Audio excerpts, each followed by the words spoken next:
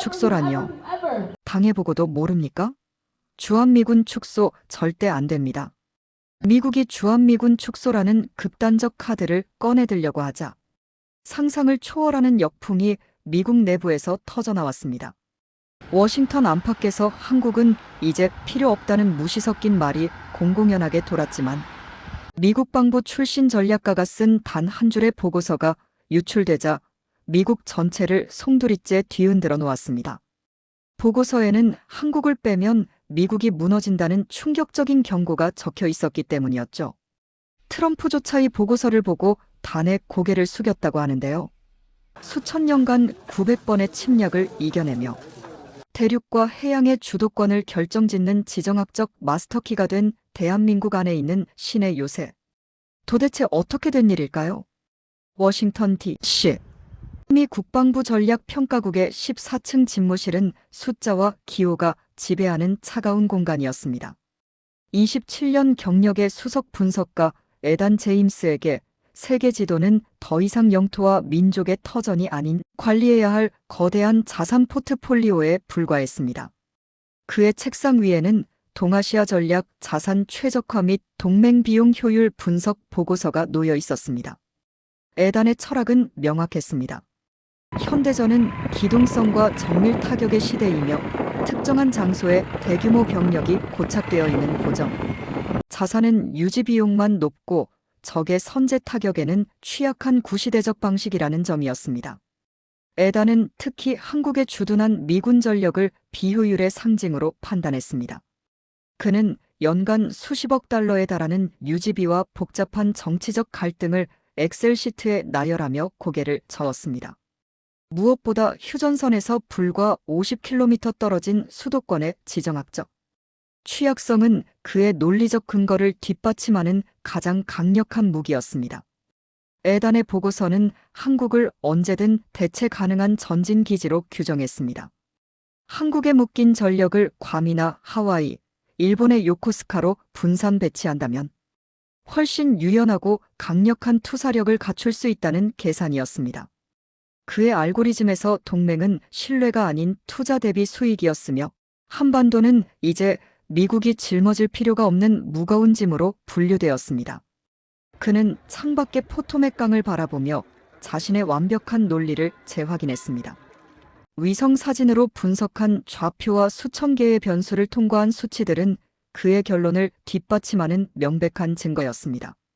백악관과 국방부의 젊은 관료들은 에단의 냉철한 경제적 논리에 열광했습니다.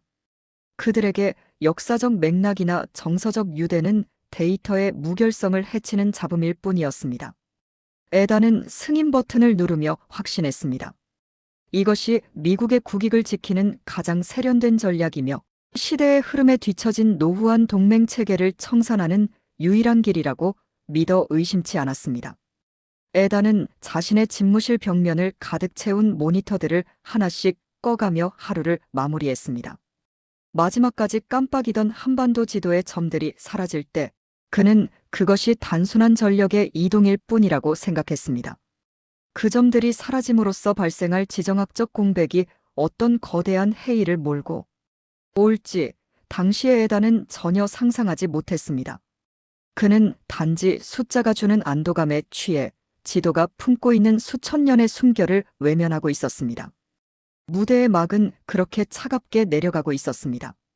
워싱턴 외곽의 비밀 회의실에서 열린 비공식 전략 세션은 에단의 보고서를 최종 검토하는 자리였습니다. 기록조차 남지 않는 이 회의에는 전직 장군들과 최고급 정보 분석가들이 모여 동아시아 방어선의 절단 부위를 논의했습니다. 해상 전력의 절대적 우위를 신봉하는 로버트 반스 전 부사령관은 에단의 논리에 적극 찬성했습니다. 반스는 항공모함 전단의 기동성이야말로 중국과 러시아를 압박할 유일한 수단이며 육상기지에 전력을 고립시키는 것은 20세기적 사고방식이라며 목소리를 높였습니다. 회의장의 분위기는 자연스럽게 한국 철수론으로 급격히 기울고 있었습니다. 그때 회의 내내 침묵을 지키던 전 합참전략기획부장 아서 케누드가 천천히 입을 열었습니다. 아서는 에단이 제시한 화려한 시뮬레이션 결과물을 가리키며 그 누구도 생각하지 못한 근본적인 맹점을 지적했습니다. 27년 동안 수만 가지 시나리오를 돌렸다는 에단의 모델에서 단 한 번도 한국이라는 변수를 완전히 제거한 채 전체 시스템을 가동해 본 적이 없다는 사실을 꼬집었습니다.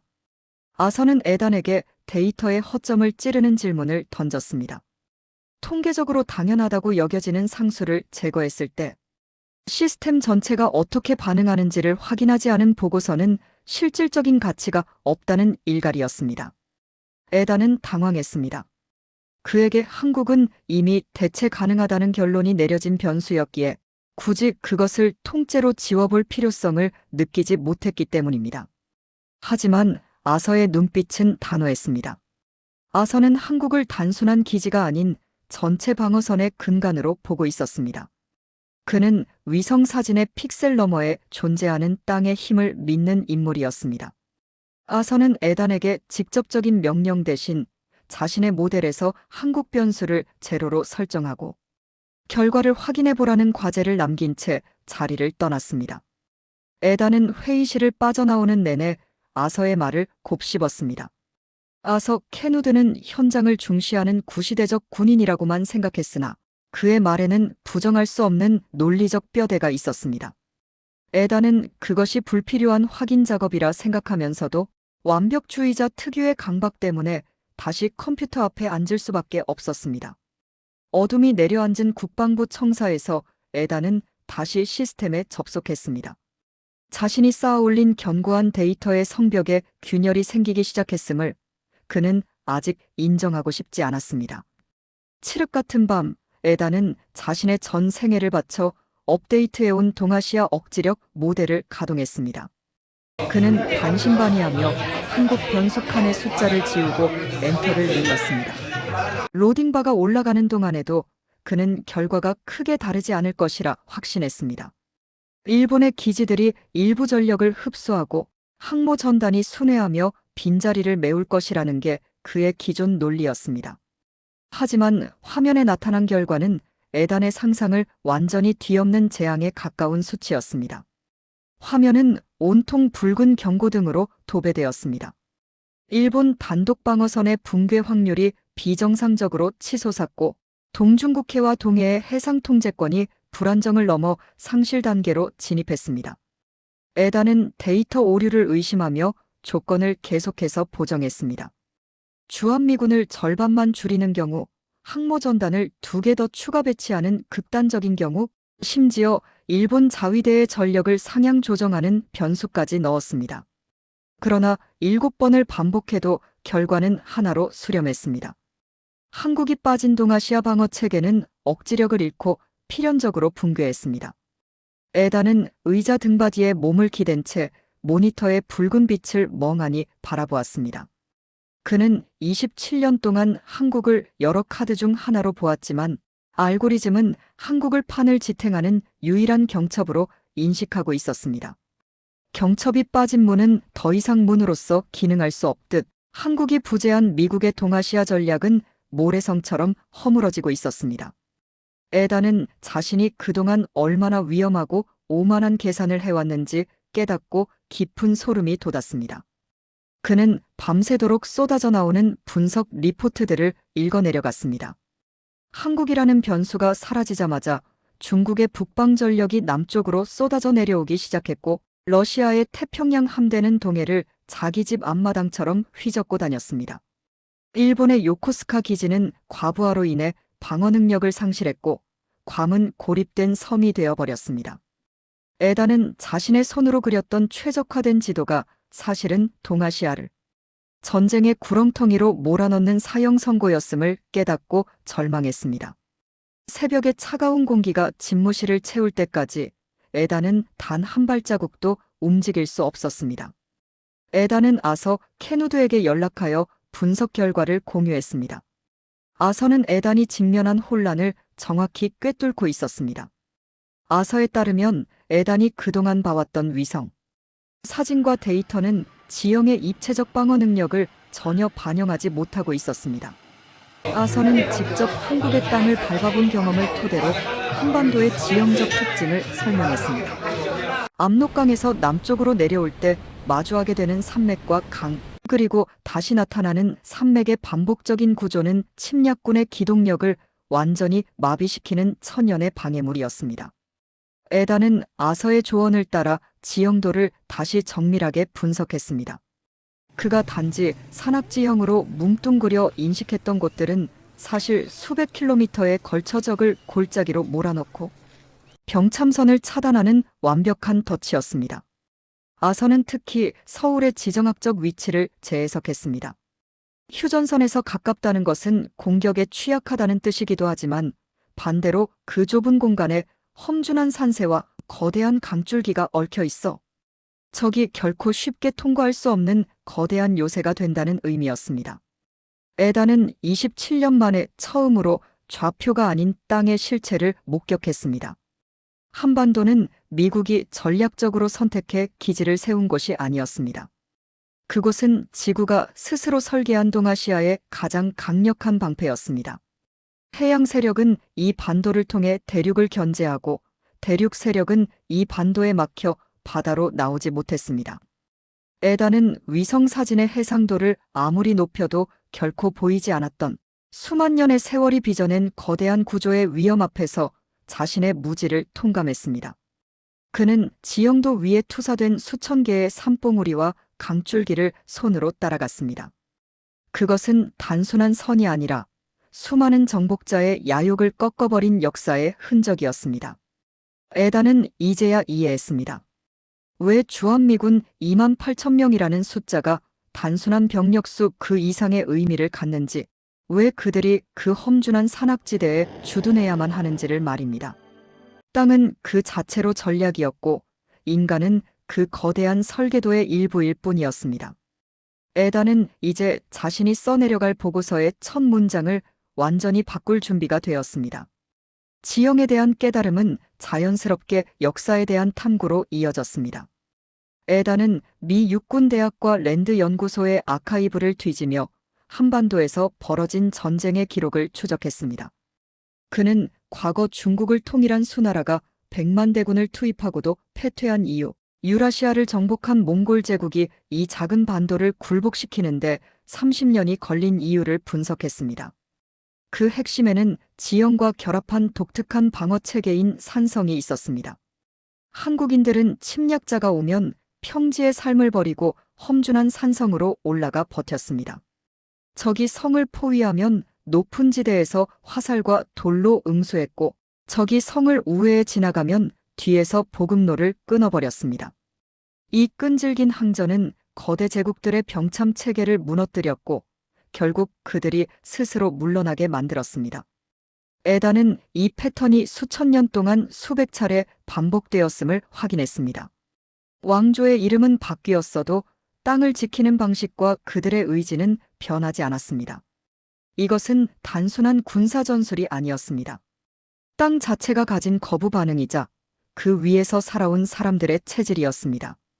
에단은 이제 한국을 비용의 관점이 아닌 존립의 관점에서 바라보기 시작했습니다. 수천 년간 900번의 침략을 이겨내며 대륙과 해양의 주도권을 결정짓는 마스터키가 된 대한민국 안에는 현대의 미사일로도 뚫을 수 없는 역사라는 이름의 신의 요새가 존재하고 있었습니다. 에단은 밤늦도록 고구려의 산성 배치도와 현대의 미군 기지 위치를 겹쳐보았습니다. 수천 년의 시차에도 불구하고 방어의 핵심 요충지는 놀라울 정도로 일치했습니다. 조상들이 돌을 쌓아 지켰던 그 고갯마루를 지금은 첨단 레이더가 지키고 있을 뿐이었습니다. 에단은 비로소 깨달았습니다. 자신이 무모하게 삭제하려 했던 것은 단순한 군부대가 아니라 한 민족이 수천 년간 쌓아 올린 거대한 생존의 시스템 그 자체였음을 말입니다. 에단 제임스는 그동안 수집한 지형적 분석과 역사적 검증, 그리고 시뮬레이션의 경고를 집대성하여 새로운 보고서를 완성했습니다. 그는 다시 소집된 전략 세션에서 이 자료를 공개했습니다. 장내에는 여전히 한국 철수를 주장하는 로버트 반스와 효율성을 따지는 분석가들이 가득했습니다. 에단은 그들 앞에서 한반도를 동아시아의 경첩이라 정의했습니다. 문을 지탱하는 경첩은 문 전체 크기에 비해 작고 초라해 보일 수 있지만 그것이 제거되는 순간 문짝 자체가 바닥으로 추락하는 법이라는 비유를 덧붙였습니다. 에단은 지도를 통해 한국이 수행해온 보이지 않는 억지력을 설명했습니다. 주한미군이 그 자리에 존재함으로써 중국은 북쪽 국경에 막대한 전력을 상시 배치해야만 했습니다. 하지만 미국이 그 경첩을 스스로 뽑아버리는 순간 중국은 북방의 부담에서 해방되어 모든 군사력을 대만 해협과 남중국해로 집중할 수 있게 된다는 점을 수치로 증명했습니다. 한국을 포기하는 결정은 단순히 기지 하나를 줄이는 문제가 아니라 중국과 러시아라는 거대 대륙 세력에게 태평양으로 향하는 고속도로를 깔아주는 것과 다름없다는 결론이었습니다. 회의실은 차가운 침묵에 잠겼습니다. 그동안 경제적 논리로 철수를 주장했던 이들은 에단이 제시한 안전장치가 해제된 동아시아의 참혹한 미래상을 목격하며 동요했습니다. 에단은 항공모함의 기동성이 아무리 뛰어나도 결코 대륙의 입구에 박힌 말뚝을 대신할 수 없음을 강조했습니다. 그는 전략가들이 숫자에 매몰되어 잊고 있었던 지정학적 상식을 일깨웠습니다. 한반도는 미국이 선택한 카드가 아니라 미국의 동아시아 전략이 성립하기 위해 반드시 존재해야만 하는 판 그 자체였습니다. 에단은 발표를 마치며 회의실 벽면에 거대한 세계 지도를 가리켰습니다. 한반도는 그곳에서 아주 작은 점에 불과했지만 그 점을 중심으로 그어진 힘의 균형선들은 전 세계를 아우르고 있었습니다. 그는 참석자들에게 물었습니다. 이 작은 점 하나를 아끼기 위해 우리가 쌓아 올린 문명 전체를 도박판에 올릴 준비가 되어 있느냐고 말입니다. 누구도 쉽게 대답하지 못했습니다. 에단은 그들의 눈에서 오만이 사라지고 두려움 섞인 경외감이 피어오르는 것을 보았습니다. 회의가 끝난 후에도 참석자들은 쉽게 자리를 뜨지 못했습니다. 에단이 제시한 보고서는 그들이 27년 동안 쌓아온 전략적 신념을 근본부터 흔들어 놓았습니다. 로버트 반스 전 부사령관은 에단의 보고서를 몇 번이고 다시 훑어보았으나 그 정교한 논리 앞에서 끝내 반박할 단어를 찾지 못했습니다. 아서 케누드는 구석에서 이 광경을 지켜보며 머리가 인정한 진실은 결국 가슴을 움직이게 될 것이라 확신했습니다. 워싱턴의 기류는 이제 철수가 아닌 존치의 필연성으로 급격히 선회하기 시작했습니다. 이 보고서는 비공식 채널을 통해 국가안보회의와 백악관의 핵심 참모들에게까지 전달되었습니다. 효율성만을 따지던 정치인들도 한반도를 잃었을 때 발생할 천문학적인 방위 비용의 연쇄 상승과 지정학적 도미노 붕괴를 직시하게 되었습니다. 에단은 자신이 쓴 과거의 잘못된 보고서를 스스로 폐기하며 진정한 전략가의 길을 선택했습니다. 그는 데이터가 누락했던 땅의 역사와 지형의 위험이 어떻게 현대의 첨단 무기 체계와 결합하여 최강의 억지력을 발휘하는지 입증해냈습니다. 에단은 이번 과정을 통해 전략이란 단순히 숫자를 맞추는 게임이 아님을 깨달았습니다. 진정한 전략은 그 땅 위에서 수천 년을 버텨온 사람들의 의지와 자연이 빚어낸 요새의 가치를 존중하는 데서 시작된다는 사실을 말입니다. 숫자는 결코 인간의 항전 의지와 지형의 방어 능력을 온전히 담아내지 못했습니다. 에단은 비로소 좌표와 ROI의 노예에서 벗어나 세계의 균형을 유지하는 경첩의 무게를 온몸으로 느끼는 진짜 가슴을 가진 전략가로 거듭났습니다. 그는 국방부 복도를 걸으며 마주치는 수많은 젊은 분석가들을 보았습니다. 한때 자신도 저들처럼 차가운 숫자로만 세상을 재단했음을 떠올렸습니다. 하지만 이제 에단은 그들에게 말해주고 싶었습니다. 지도는 종이 위에 그려진 것이 아니라 살아 움직이는 땅의 박동이며 그 박동을 느끼지 못하는 전략가는 결코 승리할 수 없다는 사실을 말입니다. 에단은 자신의 집무실로 돌아와 가장 먼저 창문을 열었습니다. 차가운 바람이 불어왔지만 그의 마음은 그 어느 때보다 따뜻한 확신으로 가득 차 있었습니다. 사건이 일단락된 후 에단 제임스는 다시 동아시아 지도를 펼쳤습니다. 이제 그의 눈에 비친 한국은 더 이상 유지비만 많이 드는 계륵이 아니었습니다. 그곳은 대륙과 해양이 만나는 유일한 통로이자 미래의 물류와 에너지가 관통할 세계의 마스터키였습니다. 부산에서 출발한 열차가 서울을 거쳐 시베리아와 유럽으로 이어지는 보이지 않는 길들이 그의 머릿속에 그려졌습니다. 한국은 이제 단순히 방어의 요새를 넘어 세계 경제의 동맥을 잇는 거대한 허브로서의 가능성을 품고 있었습니다. 에단은 아서 케누드와 함께 워싱턴의 거리를 걸으며 생각했습니다. 250년 역사를 지닌 미국이 수천 년의 세월을 견뎌온 한국이라는 노련한 거인과 어깨를 나란히 하고 있다는 사실이 얼마나 다행스러운 일인지를 말입니다. 한반도의 산맥은 여전히 그 자리에 서서 북방의 찬바람을 막아주고 있었고 강물은 묵묵히 흘러 평화를 지탱하고 있었습니다. 에단은 이제 숫자 뒤에 숨겨진 진실을 보는 눈을 가졌습니다. 그는 자신이 27년 만에 찾은 이 전략적 통찰이 미국의 미래를 넘어 세계의 평화를 지키는 든든한 초석이 될 것임을 믿어 의심치 않았습니다. 보고서의 마지막 문장을 작성하며 에단은 깊은 안도감을 느꼈습니다. 우리가 한국을 지키는 것이 아니라 한국이 있어야 우리의 전략이 완성되는 것이었습니다. 이 문장은 에단 개인의 반성문을 넘어 미국이 나아가야 할 새로운 동맹의 방향성을 제시했습니다. 수천 년 동안 900번의 침략을 이겨낸 꿋꿋한 나라는 이제 미국의 가장 강력한 파트너이자 동아시아라는 거대한 문을 지탱하는 대체 불가능한 경첩으로 다시 태어났습니다. 에단은 비로소 지도가 주는 안식을 느끼며 펜을 내려놓았습니다. 창밖으로 워싱턴의 노을이 지고 있었습니다. 에단은 그 붉은 노을이 지구 반대편 한국에서는 희망찬 아침 해로 떠오르고 있을 것임을 직감했습니다. 수천 년을 버텨온 그 땅의 사람들은 오늘도 꿋꿋이 자신의 자리를 지키며 역사를 써내려가고 있을 것이었습니다. 그들이 지키는 것은 단순히 자신의 영토가 아니라 자유를 소중히 여기는 모든 인류의 공동전선이었습니다. 에단은 그 위대한 여정에 자신이 작은 힘이라도 보탤 수 있었음에 감사하며 새로운 내일을 맞이할 준비를 마쳤습니다. 대한민국은 수천 년 동안 누구에게도 넘어가지 않았습니다. 100만 대군이 와도 유라시아를 삼킨 제국이 와도 바다 건너 침략자가 와도 밀렸지만 무너지지 않았고 꺾였지만 부러지지 않았고 쓰러졌지만 다시 일어섰습니다. 그게 한국입니다. 저는 27년 만에 처음으로 숫자가 아닌 눈으로 그 나라를 봤습니다. 그리고 저는 알게 됐습니다. 이건지도 위의 점이 아니었습니다. 이건지도 위에서 절대 지울 수 없는 나라였습니다. 오늘의 사연은 여기까지입니다. 구독과 좋아요는 영상 제작에 아주 큰 힘이 됩니다. 오늘도 우리 구독자님들의 가정에 따뜻한 행복이 가득하시길 진심으로 바라겠습니다. 긴 영상 끝까지 시청해 주셔서 정말 감사합니다. 내일 더 좋은 이야기로 찾아뵙겠습니다.